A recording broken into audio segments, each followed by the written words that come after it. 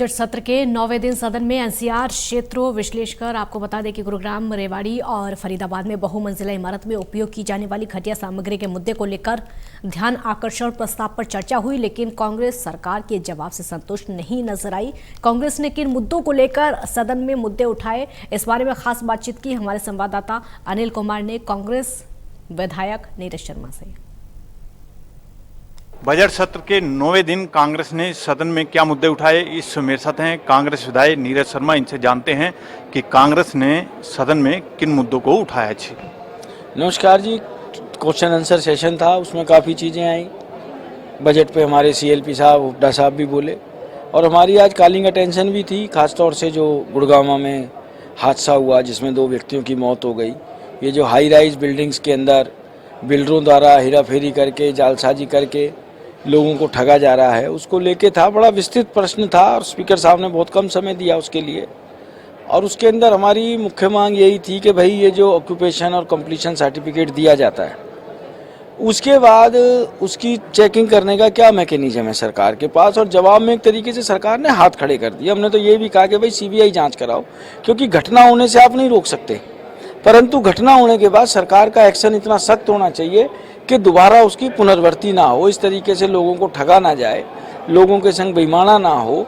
क्योंकि देखो, जान भी जा रही है, लोगों का पैसा भी जा रहा है, दोनों चीज़ें बहुत ही ज़्यादा महत्वपूर्ण हैं। और ख़ास तौर से आज मैं बात करूं आपसे, फरीदाबाद, गुड़गांव, पंचकुला में सरकार इजाज़त तो दे देती है, आप जितना मंजिल इमारत बना दो।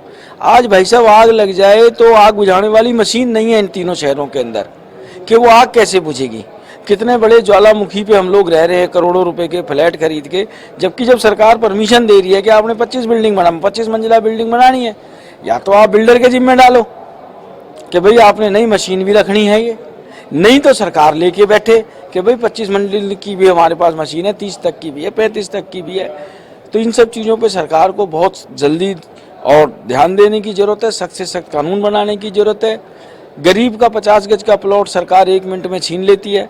हमने फरीदाबाद का QRG अस्पताल का मुद्दा उठाया, क्योंकि ये बड़ा ना भ्रष्टाचार इसके अंदर बहुत हो रहा है इन सब चीज़ों में। शर्मा जी, एक तो ध्यान आकर्षण प्रस्ताव किस मुद्दे को लेकर आपने दिया था और जिस पर चर्चा हुई है, और एक सरकार के जवाब से कांग्रेस कितनी संतुष्ट है? नहीं, बिल्कुल संतुष्टता वाली बात ही नहीं है, कोई कंक्रीट रिजल्ट ही नहीं मिला। कोई आप नया बिल लाओ, एक्ट लाओ, कानून लाओ कि सख्त से सख्त कार्रवाई होगी। आपने जिस बिल्डर के यहाँ आदमी मर गए, 1 साल पहले चेकिंग हुई, पता लगा दिया था ये बिल्डिंग डैमेज है, फिर भी कोई कार्रवाई नहीं हुई। आपने 304A(B) का पर्चा भी दर्ज नहीं किया। तो ये तो आप सरेआम बता रहे हैं कि भाई हम तो बिल्डरों के साथ हैं, हम गरीब जनता के साथ नहीं है। बहुमंजिला इमारतों का मसला था। हमारे फरीदाबाद में QRG अस्पताल है, भाई साहब ना ऑक्यूपेशन सर्टिफिकेट है उसके अस्पताल के पास, ना उसके पास कंप्लीशन सर्टिफिकेट है।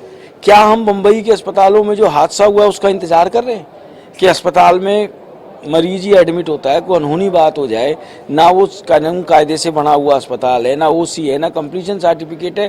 पहली बात, वो प्लॉट ही अस्पताल के लिए नहीं था, वो अनुसूचित जाति और पिछड़े और गरीब बच्चों के हित के लिए ताऊ देवीलाल जी ने प्लॉट दिया था। पर इन भ्रष्टाचारियों ने और भूमाफियाओं ने मिल के इतना उसके अंदर बदलाव कर दिया। अच्छा, और हर सरकार इस चक्कर में लग रही है कैसे भला करे, कैसे भला करे।